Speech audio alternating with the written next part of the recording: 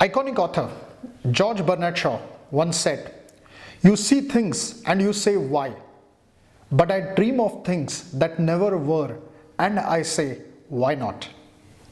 Well, welcome to Learnamytes, where learning is for all and all that we do is for learning.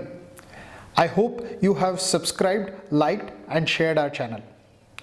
Today, we're going to review a book, in fact, a wonderful human story of someone who dreamt about life and made it big. Let's see.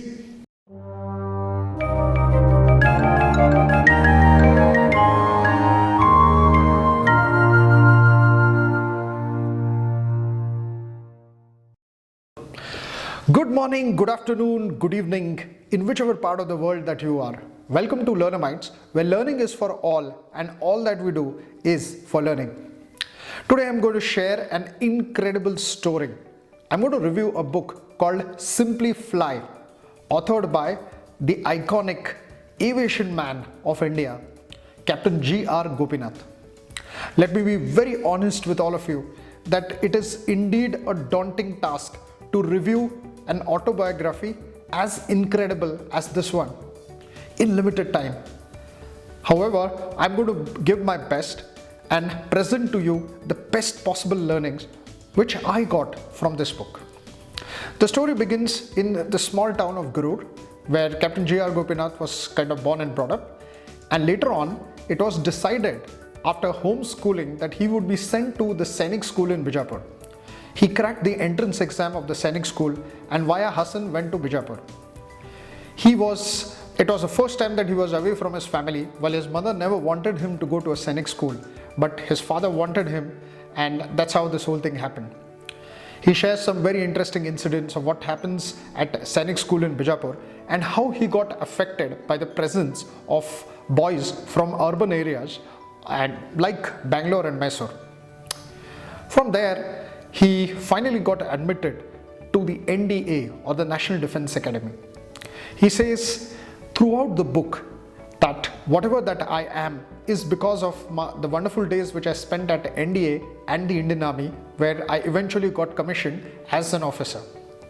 He talks about one interesting incident at NDA where just because one button was not there, it was missing, he was asked to stitch an handkerchief with 500 buttons, and he never dared to do that again in his life.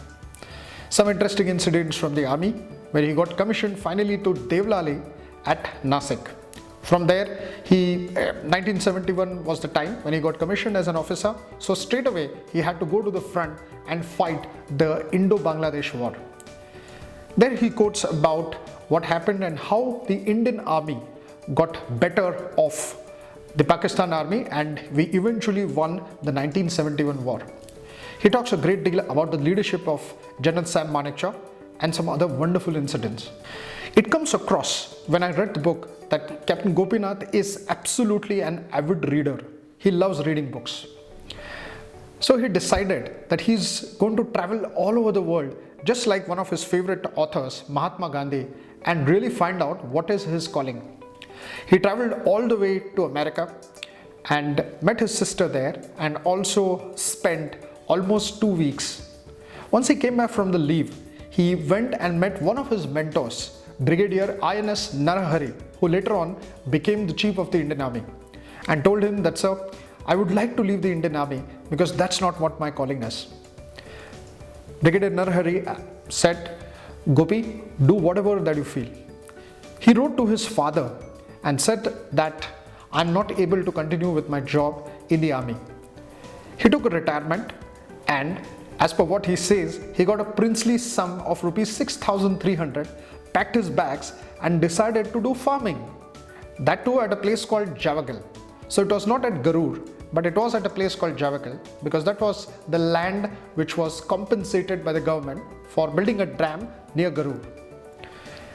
Now farming started, and he had no experience in farming.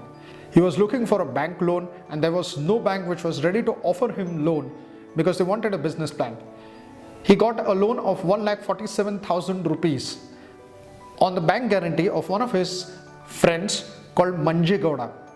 From there, he went ahead and built a farm and agricultural consultancy. He became an expert in sericulture and people started knowing more about his farming practices. His farming philosophy is very simple: less farming is good farming. In the meanwhile, life took a turn. He got married, he got a kid, and he decided to move to Hassan, which was the district headquarters. From there, he got and went ahead and built a mobile showroom.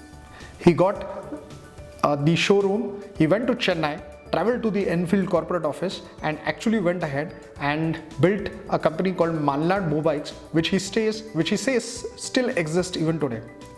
He also invested money in creating an Udupi hotel, called Yagachi Tiffins.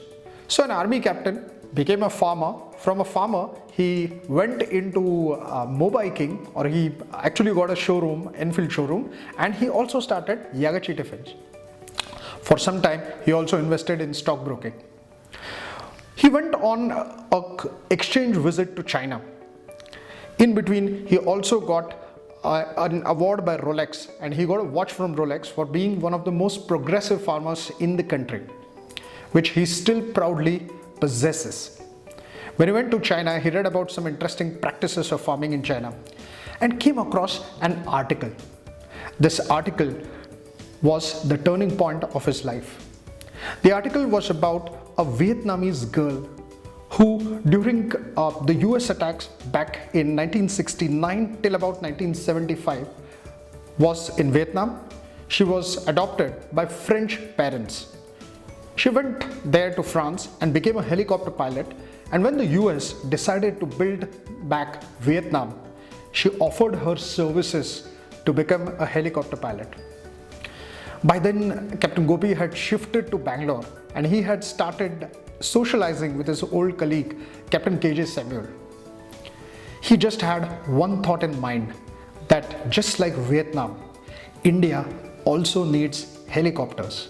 There was only one company at that point in time which was known as Pawan Hans, but there was no company in the private charter space. He was of the firm opinion, if India has to grow, if India has to prosper, then it needs helicopter service, and I am going to build one. With this dream in mind, he traveled back to India. What happened next? Was he able to succeed? What were the challenges that he faced?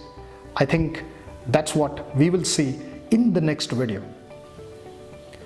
From this story, from this book so far, what were my takeaways? My takeaways were: A, you can start with humble beginnings. Second, you need to have dream. You have that fire in the belly. Third, you should be ready to take risks. Because just imagine someone from the army decides to do so many things. Number 4, you need to have a sharp mind and find out opportunities. His story is of the one where he did not leave a single opportunity. And number 5, I believe it is all about making quick decisions. So that's it for the day, folks. Thank you very much for watching the video. This was the Learnamite for today. Please subscribe, like and share Learnamytes, and see you next week with the incredible story of Captain Gopinath. Thank you.